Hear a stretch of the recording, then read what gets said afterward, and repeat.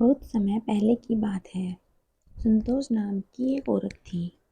संतोष का पति मास्टर था, लेकिन मास्टर होने के बाद भी दोनों पति पत्नी बहुत ही कंजूस थे। संतोष के 4 लड़के हुए, लेकिन लड़की एक भी नहीं थी।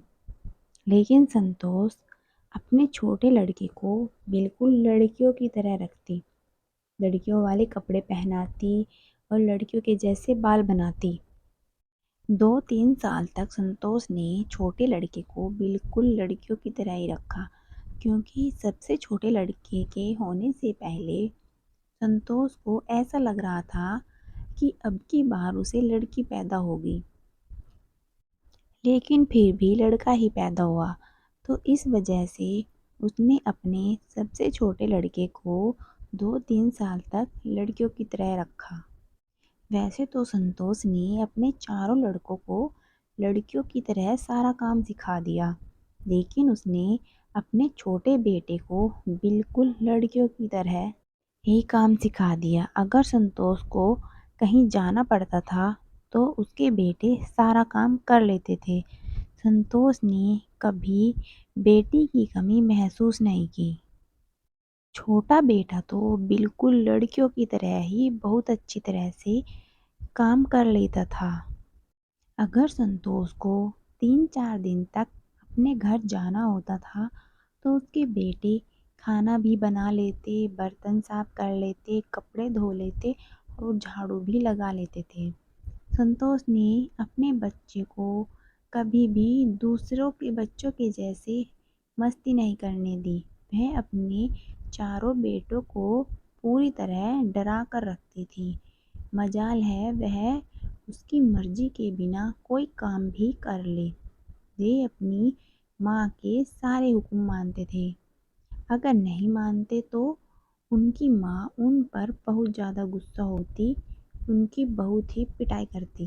धीरे धीरे उसके लड़के बड़े हो गए। अब वे शादी के लायक हो गए थे। संतोष ने एक एक करके अपने चारों बेटों की शादी कर दी।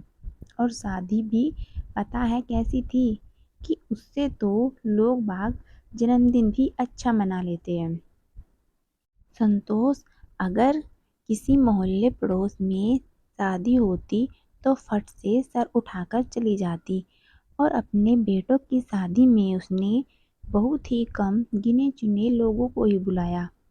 अब संतोष की 4 बेटों के साथ साथ 4 बहुएं भी थीं, जिन पर संतोष पूरा हुक्म चलाती थी।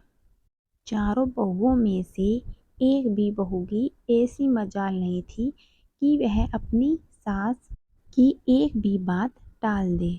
संतोष अपनी चारों बहुओं को बहुत दुखी रखती थी।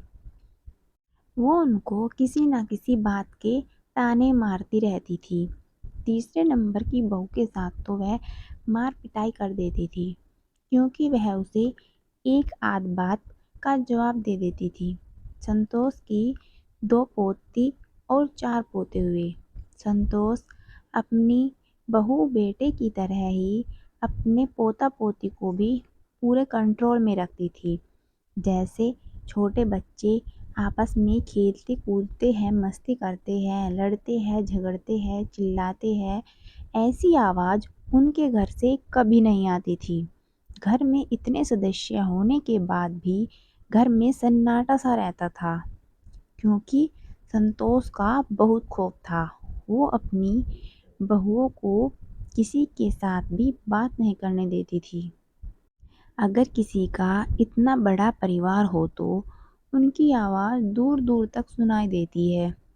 कोई अपनी बात करता है, कोई लड़ता है, कोई झगड़ता है, लेकिन एक संतोष का घर ऐसा था जिसके घर से किसी भी प्रकार की आवाज़ नहीं सुनाई देती थी। धीरे धीरे संतोष की उम्र ढलने लगी।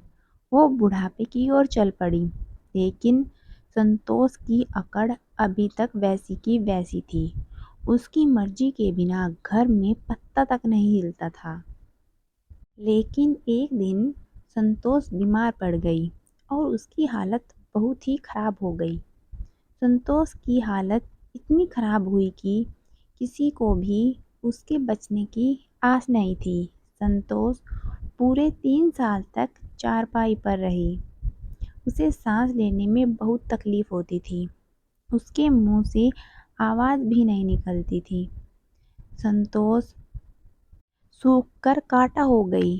कोई भी उसको देखकर यह नहीं कह रहा था कि यह बच जाएगी। संतोष को दवाइयाँ चढ़ती रही, इंजेक्शन लगते रहे। संतोष जब अब थोड़ी ढल गई, संतोष की बहुएं उसकी सेवा पानी करती रही, तो अब संतोष को अपनी बहुओं पर थोड़ा प्यार आने लगा।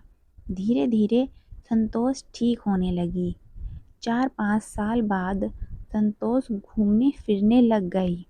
घर का माहौल भी काफ़ी बदल चुका था, लेकिन फिर भी संतोष की बात टालने की किसी में हिम्मत नहीं होती थी।